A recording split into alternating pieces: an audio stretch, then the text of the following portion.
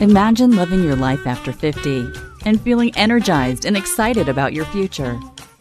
Welcome to the Women in the Middle podcast, the podcast for women who are ready to figure out what they want and create the life they deserve.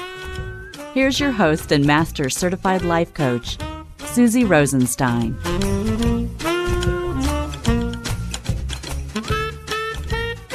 Hey there, welcome back to the podcast, Women in the Middle. I'm your host, Suzy Rosenstein, and I am so glad to be here with you again for this week's episode, which features another interview with someone who has some pretty interesting experiences to share with women in the middle. Today, we're talking about what it takes to lose over 100 pounds and become a midlife version of yourself that you didn't even think was possible, specifically a slim athlete. But before we dive in, this episode is sponsored by my powerful new coaching experience, the 50 Unplugged Mastermind. If you're ready to kick fear to the door and finally prioritize yourself so that you can be the woman you want to be going forward, then listen up, my friend. As a woman in the middle, you have so much to offer. Really think about where you want to be this time next year. If it's not where you are right now, if you feel stuck, if you feel like life is passing you by and you're ready to get excited about your life again, head right over to www.talktosuzy.com, book a quick 10-minute call, and apply to work together. It's a no obligation, no pressure call. But we will see if you're a good fit, and we will take it from there. Just go to www.talktosuzy.com. Okay, this week, my very special guest has done something that you will most likely find too much to even fathom. Like, seriously impressive. My guest today is the amazing Amanda Mueller. She went from being, in her own words, the fat woman in the room who regularly hid in her own skin to someone who lost 140 pounds and became a marathon runner. Amanda is 51 now and has quite a story to tell. As an overweight woman, she didn't like thinking about not being able to keep up with her kids when she was in her 40s. She found an amazing support system and away she went. Slow and steady wins the race. She successfully lost her weight, like I said, 140 pounds. And if that's not impressive enough, she also started running. She became motivated to run by Minnie Mouse, of all people, or mice. What happened was that she found something related to Minnie Mouse, and I can't wait for you to hear more about that story because it really, really helped her move forward to her goal. Amanda talks about the importance of taking full responsibility for your life and making careful choices every day. She shares what it's like to imagine yourself as someone totally different. And she also gives her insights into the importance of role modeling this type of disciplined lifestyle to her family. Amanda also explains how she harnessed her internal motivation. She likes being goal-oriented and reaching for goals, and she ended up figuring this all out to have success. In Amanda's world, everything is figure-outable. Her story is super inspirational, especially this time of year when you're probably thinking about your own personal goals, including weight loss and exercise. So please enjoy this interview. Hi, Amanda. Thank you so much for joining me today on the Women in the Middle podcast. Thank you, Suzy, for having me. I'm pleased to be here. Wow. So your story is very exciting. So as some of my listeners know, this year there was a contest running called 50 Unplugged Contest. And what I was looking to do was to connect with women who were turning 50 in 2018. And of course, there's free coaching. That's a prize. We haven't drawn anything yet. And I also wanted to invite people who were turning 50 or who recently turned 50 onto the podcast to talk about the experience. So when I saw your application, I was super excited because we have met in the coaching world. But I don't think I know anybody else like you. And the main thing about your story that I find unbelievable is that before you turned 50, you never thought of yourself as an athlete and you never thought of yourself as a slim woman. And now that you're over 50, you're just barely on the other side, you are an athlete and you are a slim person. So talk to me a little bit about that. Yeah, I feel like I spent so much of my 30s and even early 40s feeling like the fat woman in the room. I always said that, I always felt like when I walked into a PTA meeting or any of those school functions, that everybody was like, oh, who's that fat woman in the corner? And I would put myself in a corner because it was easier than maybe having to have that conversation with somebody that I just wasn't comfortable with. And it was hiding in my own skin in a lot of ways. And then that started to change. And I was like, all right, I found my own control and found my own way of being able to deal with food and being able to lose the weight. And in that process, before I turned 50, I had lost 140 pounds. And okay, pause. I can't believe that you lost 140 pounds and you were ready to just keep on talking. Let's just pause on that for a minute. 140 pounds. So tell me, were you overweight most of your life? Oh, absolutely. I was always a heavy child. I remember being heavy in college, and I gained even more weight in college, and then I got married, and my husband has always been extremely good to me. And so if I didn't feel like cooking supper, we went out and ate. And what we went out and ate is so different than what I would go out and eat today. And we still go out and eat, don't get me wrong, because I love to go out and eat. But my choices are different.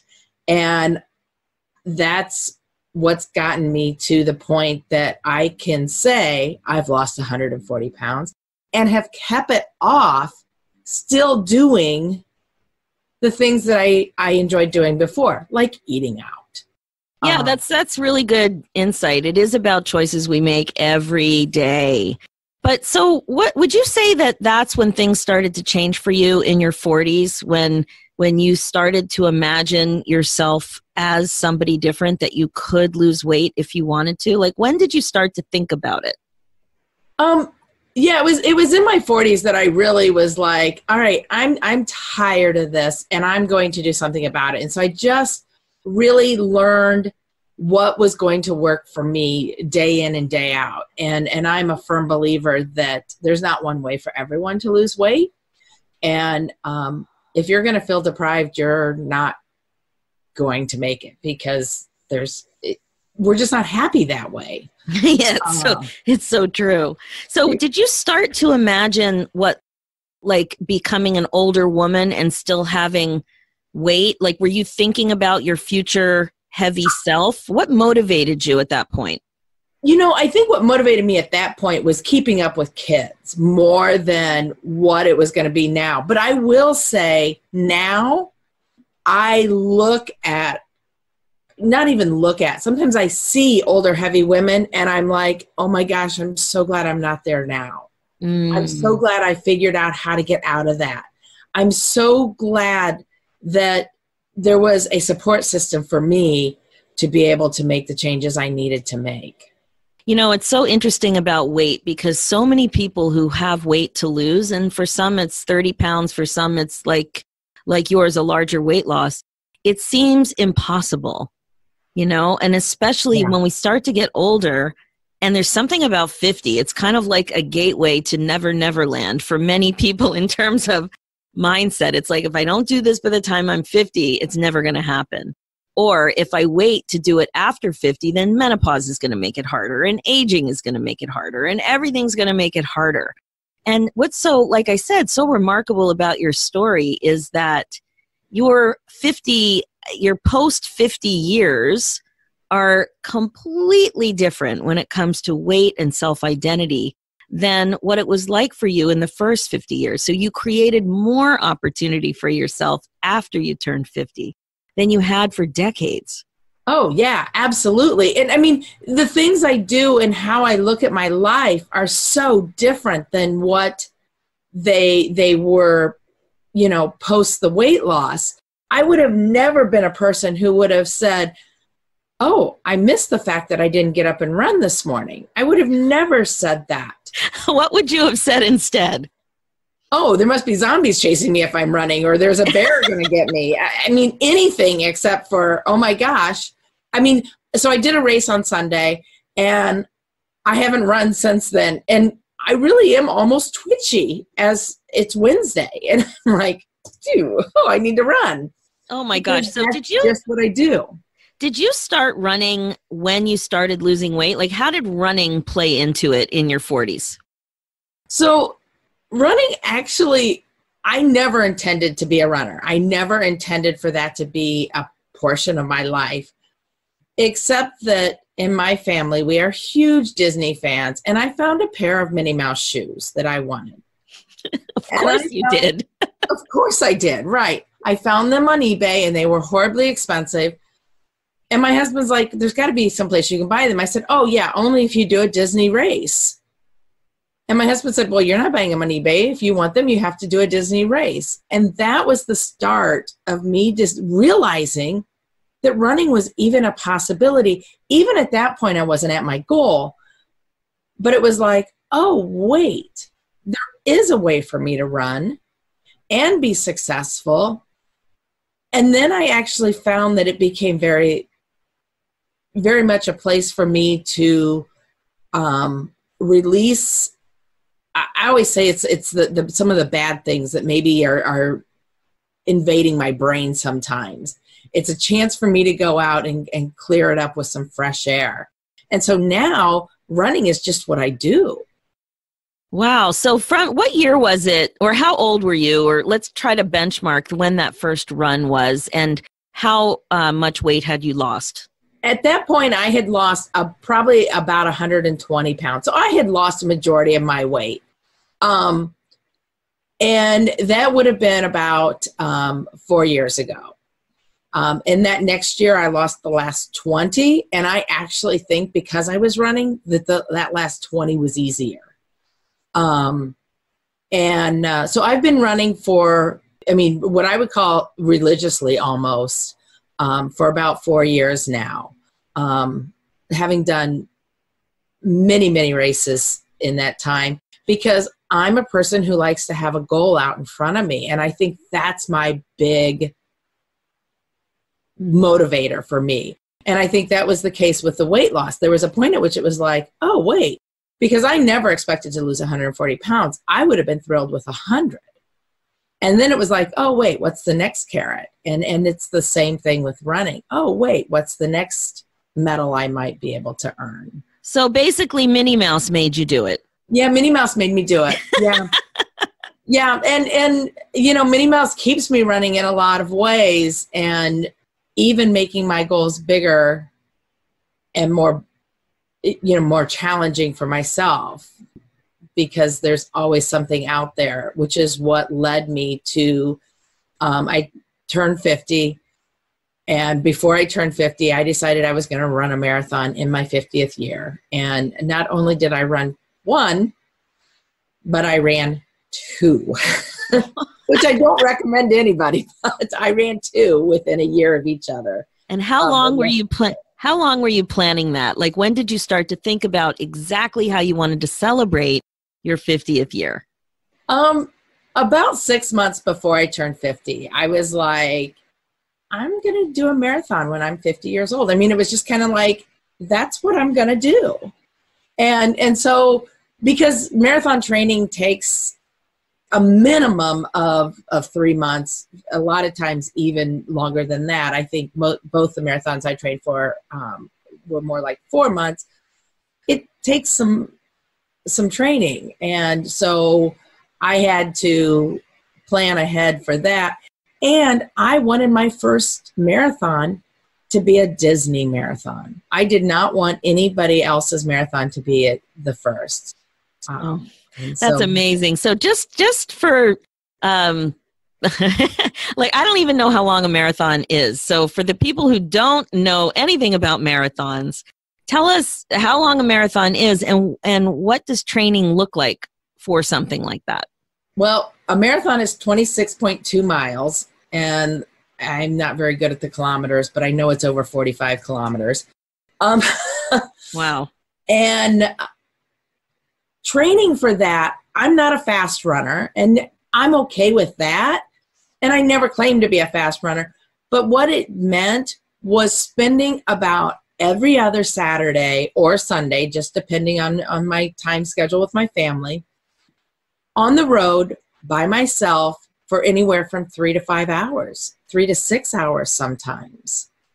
And when I say 3 hours, that was because I was running a shorter distance. And when I got up into the training miles of 20 miles by myself on the road, I was looking at 6 hours on the road by myself. It's a lot of time to be in thought, but it's amazing what you can listen to. There's some great podcasts out there. Do you know any, Suzy?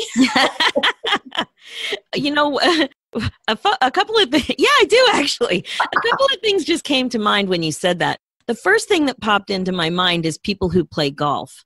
But like they would typically, I believe, have a big chunk of time that they would commit to developing that skill, but it's not alone. So what you are really explaining is that you're alone. So you're practicing, you're by yourself, and then if you get hurt while you're out there, you're alone. Yeah. I can't even imagine that. So what do you think? I have a couple of questions for you because like I said, Amanda, your story is so interesting. So you had, most of your life, you were not highly motivated like you became, right? So you said you were really goal oriented. So you came up with this weight loss goal. You never imagined yourself losing that much. Having 50 bearing down on you was kind of there. And same with the marathons. You started hatching all these ideas and becoming extremely motivated and disciplined, but like, why weren't you that way before? Or were you, but in different ways? Like something changed that was huge. I think in some ways I've always had some internal motivation where I like to achieve a goal.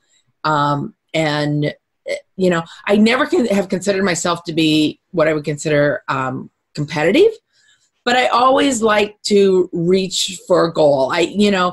Tell me that you want me to get 10,000 steps, and okay, if that's the goal for the week, that's what I'm going to do. You want me to drink eight glasses of water? I'm probably going to do it before 4 because I'm one of those people who like to have everything done ahead of time. I know, a strange person. But I think I've always had things like that.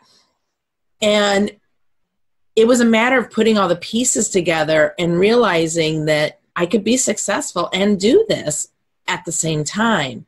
And enjoying the outcome of it has been huge for me too, because I truly enjoy the person I have become through this journey or this process for me. Wow. When you say that, what is the thought that comes to mind immediately? It's pure joy and happiness. I think I spent so much in my 30s and 40s unhappy. Other than my immediate family, my closest family lives 3 hours away. I can remember just being like miserable because there's nobody here. I wouldn't make friends because I'm the fat woman. And it's like, I'm not that person anymore. And yeah, I have more friends now. And to be honest, I'm fine not going out with friends now. Where before it was always something I worried about, I think. And now it's like, oh, it's okay. I'm happy with myself. Where before I was saying, oh, I can't be happy because I'm overweight. Maybe if I saw my family, I would be happy and then I wouldn't be overweight. So blaming others for my weight to some extent. Would you say that has been one of the key things that has changed, that has helped you be successful with weight loss? Oh, absolutely. Quit blaming someone else for my problems. I always laugh when somebody says, well, they made me eat it. Yeah, right. But at the same time, I think for so many people, we go through this spell where we think that we're miserable because of something that somebody's done to us. I've also heard, well, I was born with these genes to be overweight. No, you weren't. that's how you choose to eat. And I no longer choose to eat that way, and I stay healthier. And it's funny because, you know, I do go up and down in weight a little bit. And when my weight's up, I can tell it when I get on the road and put on the shoes and run the miles. But for the most part, I try to keep it at an even keel so that I don't feel it. You know, one of the analogies I use with my clients is I compare eating food to secondhand smoke, the way a lot of people think about it. You know, if you imagine walking into a puff of smoke, so it might be, you know how sometimes people smoke outside a building? Yeah. So you have to walk through there to get to your car. And if you hold your breath, you're not breathing it in. But if you breathe it in, it is coming into your body. And so many of us think of food that way, that it's mysterious. Somehow it just gets into my body like secondhand smoke. But really, there are so many decisions that you have to make to decide that you want to eat the food. Usually you have to walk over to the food. Usually you have to open a container. Then you have to prepare the food or take the food out. And then you have to actually put it in your mouth. You have to chew it up. You have to swallow. Like, there's so many steps that go into a decision to consume food, but we don't. It's so easy to think, like you said, that somebody made me do it, or I don't know why I'm gaining weight. It's just so easy to be confused by all of it. Yeah, exactly. Well, and I can remember going to the grocery, especially when my kids were younger than they are now, and buying food that was meant for them, but they would never see it because I would eat it. And now if I buy food for them, it is truly for them. And with that being said, I find it interesting because there are times where I will bring something home thinking it's for them, and they're like, oh, I don't really like that. And I'm like, ooh, there it is again, me buying for them, thinking it's for them when really I think I had that. So I'm so glad you brought up your kids. I want to talk about them for a minute. What do you think the effect on them has been of you as a role model? So they witnessed you accomplish massive goals, and they couldn't ignore it because it affected them. They saw it every day. And I'm just wondering if you could talk a little bit about that, about raising a family, having kids, and the impact of your decision-making and your success on them. You know, it's interesting because I think my boys at this point are 18 and 21, and they both live a completely different lifestyle, but at the same time, they both appreciate what I would say is good food and good food for them. And I think that's because of what we have put in front of them or what they've seen me eat. You know, it's funny when you see a kid who would order nothing but like chicken fingers or something like that, where my kids are like, oh, what's this with the truffle sauce or something like that. And so they are very much looking outside of the normal foods at this point. But I also think they've seen things like setting goals and figuring out how to achieve them, and knowing that they can reach for just about whatever they want. And because of that, I think they've both been more successful in their endeavors and what they've done in their, short careers of students that they've had. One's an athlete, one's in the theater. And so it's just so different to see them go for a goal and actually know that they can achieve it. Or when they don't achieve it, they can go, what do I need to do different next time? And I think that's it. It comes from the modeling that they have witnessed me do, or be frustrated with a run and know that, oh, that was just one frustration, that it's going to be fine tomorrow. Yeah, that is so powerful. I mean, those are the kinds of lessons that they are just such important lifelong lessons. And the best, it's so easy for so many people to make excuses because they have kids to not accomplish their goals. You accomplished your goals, your huge goals, and now you're enjoying an amazing spinoff of seeing those lessons seep into the brains of your kids. Yeah, exactly. Without having to, oh my gosh, you got to set goals, you got to reach your goals. No, that's not been how we've lived here. It's been more about just giving examples and letting them see that, isn't that amazing what you can do when you put your mind to it? That type of attitude, as opposed to always feeling like you have to, I always say, I hate to shove knowledge down there into them. It's more about them picking up the knowledge just because it's there. Yeah. How long do you think it took you to lose that amount of weight? For me to lose that amount of weight, I had a major medical issue in the middle. And so I always tell people it took me longer than it would probably take most. It was 8 years from start to finish, because I do remember when I started, I had been at a family funeral in which I realized I was the smallest family member in the room at almost 300 pounds. Wow. And that's when I went, oh, wait a minute, I can't do what my cousin, who had just had a massive heart attack, did, and leave young children behind. And so that was my start.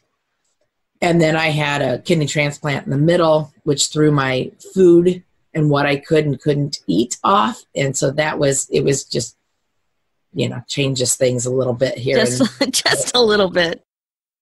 So I had gained some of my weight back, and once I was what they claimed as healthy again, then I went, all right, I'm back into what I know and how it works, and got back to eating the foods I was used to eating and not being told that I always, the first time somebody tells you can't have something you love, that is all you want. Oh, yeah. In this case, it was, I couldn't have anything with a phosphate in it. And so I couldn't have tomatoes. And it was like, when you start to think about where tomatoes are for most people in their food, it's everywhere. I love tomatoes. I just had a reaction. Yeah, exactly. Well, and that's what I said. I said it was spaghetti, it was pizza, it was everything. And so it was little things like that I had to give up or modify. And I always joke, the other thing they did was they told me, you can no longer have wheat bread. You can only eat white bread. And it was like, what? Because my body wouldn't break down. It wanted the easy breakdown. And so that was why I had to have the white bread. So, wow. Yeah. It was just funny. Now I laugh about it because I'm like, yeah, that was the strangest diet I've ever been on. Yeah, that is strange. But it was really almost half of your kids' lives that they saw you in serious goal mode. Yeah, exactly. And probably saw me in many different phases of that. I can remember actually when my youngest was young still, saying to me one time, I was eating a piece of cake. And I remember him saying to me, Mom, you can't have cake. That's not on your diet. And I just looked at him and I said, actually it is. I planned for it today and I'm going to eat it. Never again has that been an issue. And when my oldest comes home from college, he'll sometimes text me before he gets home and says, hey, can you plan for pizza, or can you plan for this meal? Would you mind making spaghetti one night when I'm home? Whatever it might be, some of those things that he knows I'll eat, but I just don't eat them all the time. And so my family has, they know that it's a process and a plan for me. That's amazing. In the notes that you provided before we started, one of the main lessons that you said you learned was that everything is figure-outable. Yeah. Everything is figure-outable. And I can really see that your kids have absorbed that too, the way you were speaking about their own goal setting. And I love this because, there are things that get in our way. There are obstacles, but there are strategies as well. And when you take full responsibility, like this comes up with my clients all the time, when you take full responsibility and shift your thinking, instead of like, this is just a nightmare, there's no way to solve it, to, oh, it's an obstacle. Now let's think about strategies to solve, to overcome. Things do become figure-outable. It takes the mystery out of it and it takes the negativity out of it a bit. Do you find that? Oh, absolutely. And it's funny because I won't lie. I stepped on the scale this morning. It's up, but I literally I've been away from my home for, I wouldn't say on vacation the whole time, but for 17 days I've been gone. And so I've been eating out for 17 days. And yeah, I'm not surprised it's up a little bit, but I'm like, that's all right. Figured it out once before and figure it out this time. It'll come right back off. I know how to do it, and I'm okay with that. And like you said, it's all figure outable. And my youngest, we just had some issues with some anxiety. And he's like now learning how to really, okay, everything's figure outable. It's okay. I now know how to manage my own issues and my own thoughts. Exactly. And the other thing I wanted to talk to you about, one of the another huge accomplishment that you have is that you shifted from being employed by somebody else to having your own business. So another big giant goal. And was that something you always wanted to do, or when did that come onto the horizon? So owning my own business, I think I've always been someone who likes to set my own rules and regulations, as it were. And I was actually working for a large weight loss company. And the problem was they were telling me that this is the only way to lose weight. And as I already said, I believe there's more than one way to lose weight. Everybody has their own way, and you have to figure out what's going to work for you. And so I think my shift was, wait a minute. If I believe this, why do I want to work under somebody else's rules and regulations? Why not work under my own? And I actually feel like I can share so much more than just weight loss, where when I was working for a weight loss company, that's what I had to share. And so I think there was something, the combination, and it drove me to this. I had done some direct sales in the past and some different things like that. So I've always kind of had that interest in being my own, having my own business. Right. And it just, sometimes there are things that are just out there, and I was really tired of having to follow and do everything in a straight line path. I wanted to follow my own path. And so I had to figure out how to create my own path. And that was by creating my own business. That's a beautiful thing. And it's so symbolic of what it means to so many women who turn 50. It's like, it's enough already. It's time to grow. It's enough already. It's time for me to figure out exactly who I am and how I can give back, how I can contribute, how I can help people. So I know you're turning 51 very soon, in a couple of weeks. And so what do you see for yourself going forward now that you're on the other side of 50? I just see more opportunity for success and personal growth, which I just love. It's almost like I just take it in, and it's like, okay, let's see what else I can achieve and what else I can do. And then my other big thing is being able to help other women figure out how to get the weight loss that they want, whether it's 10 pounds or 100 pounds, learning how they can do it for themselves. And that means more to me at this point in my life than almost anything, because I just want to be able to help others feel how I feel every day when I get out of bed. Excited to see Amanda, what it's going to bring. Oh my God, that's so perfect. Helping women be excited about their lives is exactly what this podcast is about. Yeah. Loving life after 50. I couldn't be more excited for you and all of the women who are going to connect with you and be able to, with your help, also accomplish their weight loss goals. So how can women find you? I have a website. It is simple and easy. It's Amanda Mueller, MUELLER.com. I'm also on Facebook, the same Amanda Mueller. I'm sorry, it's Amanda Mueller Coaching. I forgot the coaching at the end. Amanda Mueller Coaching Facebook would also be a place to find me. And those are the two biggies. I am on Instagram. I never can remember my Instagram because I want to say it's like Moves, Thoughts, and Food, or Thoughts, Moves, and Food, you know. I'll include it in the show notes. No worries about that. Thank so you. let's Good just job. leave with, what's your biggest piece of advice for women who are ready to lose weight? Start small where you're at today.